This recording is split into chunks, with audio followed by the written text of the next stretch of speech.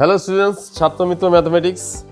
এখন আমি তোমাদের সামনে নিয়ে এসেছি ক্লাস 9-এর চ্যাপ্টার 9-এর 16 দাগের 3-এর অঙ্ক, সংক্ষিপ্ত উত্তরভিত্তিক প্রশ্ন।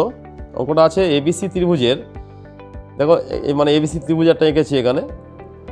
এসি বাহুর উপর ডি যে কোনো একটি বিন্দু, এসি বাহুর উপর ডি যে কোনো একটা বিন্দু P Q X Y, P Q X Y যথাক্রমে এবি বিসি ও এডি এবং ডিসি বাহুর মধ্যবিন্দু, এবং পিএক্স ইকুয়ালস টু দেওয়া আছে 5 সেমি।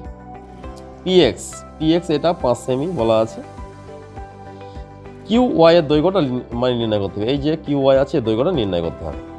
তাহলে যেহেতু পি কিউ বিন্দু দুটি, কোনটা পি এবং কিউ, এই দুটো বিন্দু যথাক্রমে A B O BC, A B এর মধ্যবিন্দু পি আর বিসি এর মধ্যবিন্দু কিউ, সুতরাং পি কিউ সমান্তরাল এসি, এবং পি কিউ সমান্তরাল এসি, এই বাহুটা সমান্তরাল এই এসি বাহুটা।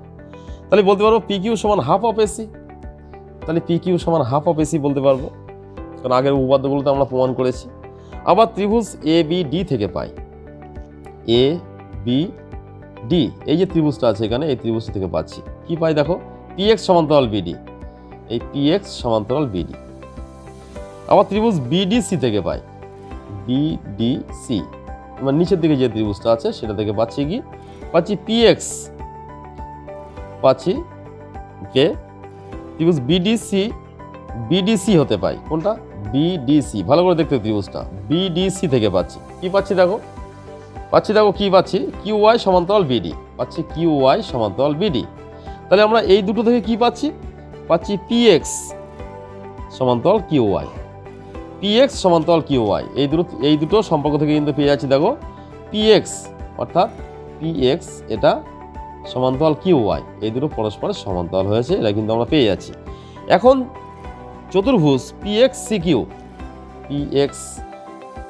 সি কিউ, এখানে যে চতুর্ভুজটা আছে পিএক্স সি কিউ, এই চতুর্ভুজের পিএক্স সমান্তরাল কিউ ওয়াই এবং পি কিউ সমান্তরাল এক্স ওয়াই, এই দুজোড়া মানে বিপরীত বাহু পরস্পর সমান্তরাল হয়েছে।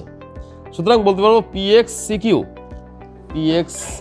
সি কিউ একটি সমান্তরিক, অর্থাৎ সমান্তরিক হলে কি হবে, পিএক্স সমান কিউ ওয়াই, নিঃসন্দেহে বলা যাবে পিএক্স সমান কিউ ওয়াই, এই দুটো পরস্পর সমান। তাই এটা যেহেতু 5 সেমি হয়েছে, পরস্পর সমান হলে কি হবে, এটা 5 সেমি হলে আমরা এটাকেও 5 সেমি বলতে পারবো। তাই ছবি এঁকে এখানে ক্যালকুলেশন করে দেখিয়ে, মানে প্রমাণটা দেখিয়ে তবেই কিন্তু 5 সেমিটা বার করতে হবে।